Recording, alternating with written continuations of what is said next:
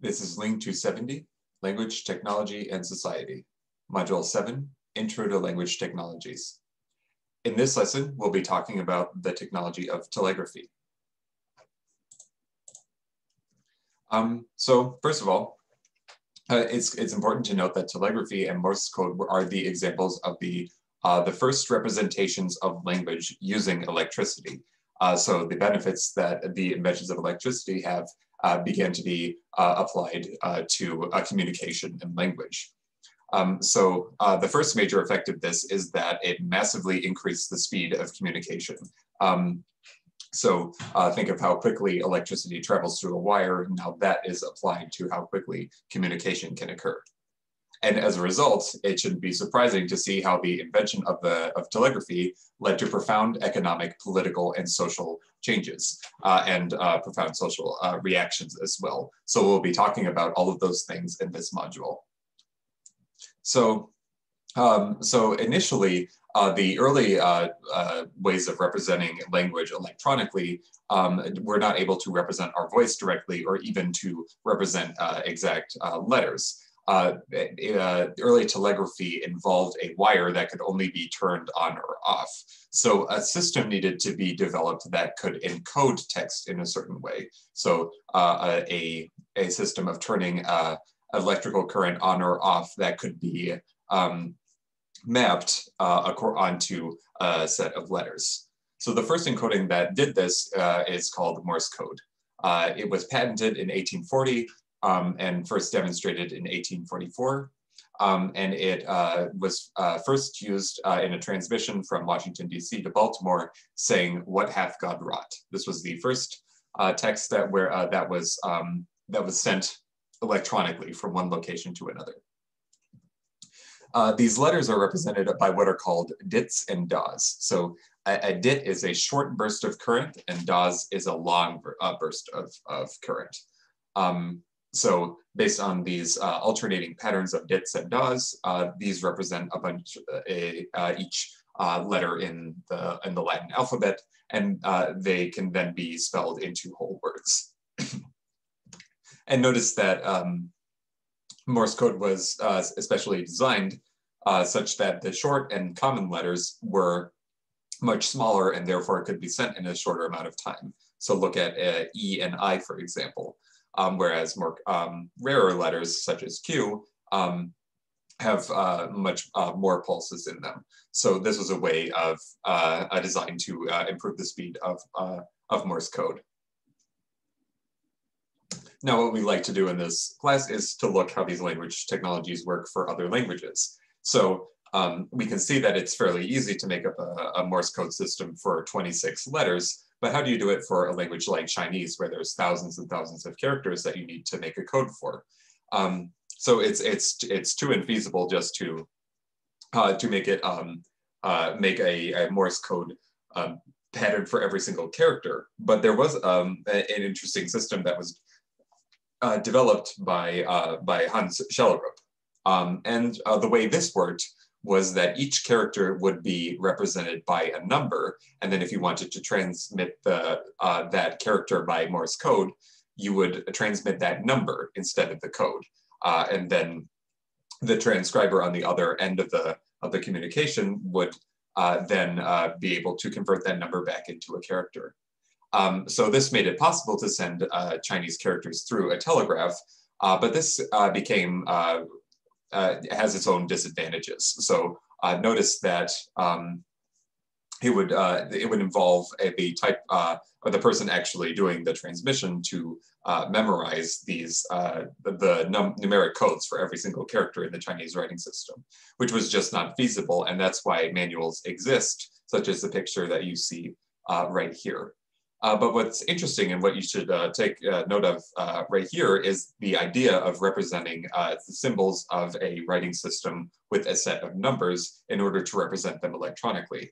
Although this didn't really become very popular in a Chinese telegram, it did become much more popular when text began to be encoded more digitally later on. So as I mentioned, telegraph was a major improvement in the speed of communication.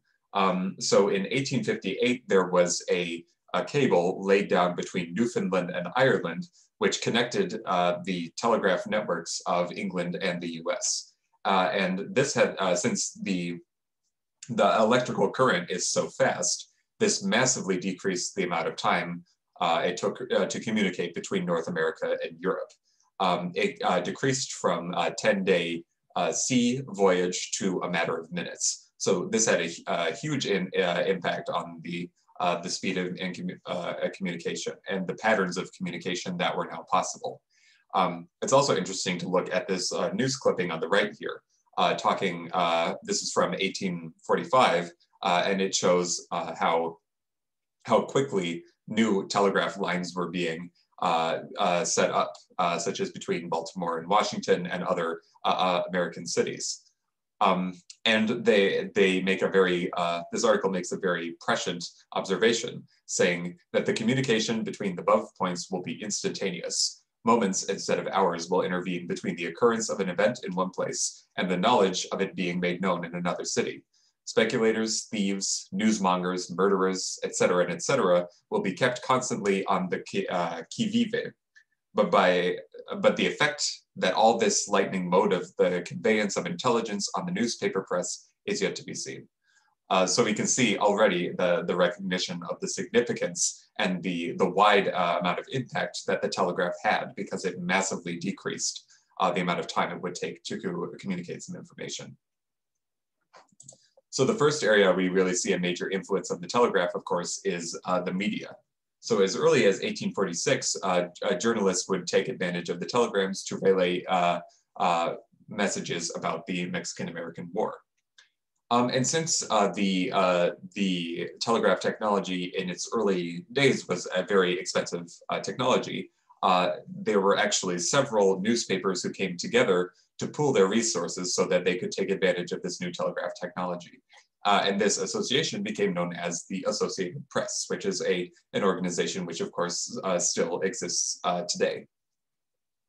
And we can also see that there are many newspapers which have telegraph in them. And they were named this because they would receive their news bulletins by telegraph. And that would give them the prestige of being a newspaper with very up-to-date information. And another interesting thing to consider once, now that telegraph enabled communication to be nearly instantaneous and to be very easy across very large distances, it made it much more necessary to standardize languages which are used. So we can see that language standardization took on a kind of a new degree after the development of the telegraph. The field of finance was also something that was majorly affected by the invention of the telegram. Since rapid communication was made possible by the telegraph, it became possible to quickly communicate the price of stock trading in a particular area. And that could allow an investor to make a better decision as to what kind of stock to buy. And it significantly decreased the transaction cost of a stock. So back in the day, if you wanted to buy a stock, you actually had to either go to the stock market yourself or to pay an individual to buy the stock for you. And you would have to pay that individual if you wanted to do that. But with the invention of the telegraph, you could send orders to a stock market without even being present. And that had a huge effect on the way that stocks are traded. And what also happened is that the number of stock markets in the United States massively centralized. There wasn't any need for there to be local stock markets in the US. Instead, there could be one single market where everything is traded. So we see that after the invention of the telegraph, that the number of stock markets had declined from around 200 to just 13. So the telegraph was a major motivator in this process occurring. The telegraph was also pivotal for developing the idea of standard time. So high-speed communication, along with high-speed travel with railroads as well, caused an increasing demand, which wasn't really necessary before, for a time system that was standard across various regions. So previously, each region had or town had just used solar noon to mark 12 p.m. but with instantaneous communication becoming possible, this kind of system where every region has a different standard became very, very difficult. So on November 18th, 1883, various railroad companies synchronized their clocks with each other, according to a telegram signal that was observed in Pittsburgh. So since the telegram signal could be sent almost instantaneously, it allowed these clocks to be synchronized. So we see that the telegram actually enabled this conception of time to actually occur. It was actually by the industries that a standard time was actually developed. They weren't actually legally recognized until a few years after in 1918. So that's an interesting thing to consider as well. Now it's interesting to look at what the social reaction was to the telegraph when it was invented. So we see that there is now this new mode of communication which can communicate information almost instantaneously. Its significance was immediately recognized, as I've talked about. So initially, telegrams were expensive and not accessible to the general public, but as inventions made them cheaper and cheaper, they became more affordable, and sending a telegram would be something that the average person could do very easily. There had become a worry had arisen, as it has in many other developments in technology, that the increase in speed of communication would ruin the quality of public discourse. Specifically, there's a quote from Henry David Thoreau in his book Walden. Perchance the first news that will leak through the broad flapping American ear will be that Princess Adelaide has the whooping cough. So here we immediately see Thoreau's skepticism about how just making communication faster just for the sake of speed might not really be is actually completely unrelated to making good or useful communication. Maybe all of our inventions will just be used to talking about useless things, such as whether or not Princess Adelaide has the whooping cough. And we can, if you look on many examples in social media or on YouTube today, we can see many examples of events like this, rather trivial items that nonetheless take a lot of our attention. So that's kind of an interesting phenomenon to notice that was even observed and commented on very early on in the history of the telegraph. Recall how the printing press was interpreted early on in its development. It had this same kind of process. But nonetheless, we might disagree with Thoreau as well, noting that how the other kinds of advancements that were made possible because of the telegram and the kinds of social changes that have been made possible because of it. So to summarize what we've talked about in this module, telegraphy initially was developed just with a simple current that could be turned on or off, and that relied on the Morse code system that could encode text electronically. We saw how Morse code could be adapted to Chinese using a system of numbers. However, that was nonetheless a fairly difficult task to do. The invention of the telegraph massively increased the speed of communication, and it actually enabled for the first time transcontinental communication, which could occur in a matter of days. It could occur much faster than it had previously. And the invention of telegraphy had very wide-reaching effects. It massively increased the speed and changed the nature of the news quite a bit. And additionally, the way that our economy works and the way that stocks are exchanged became much more centralized.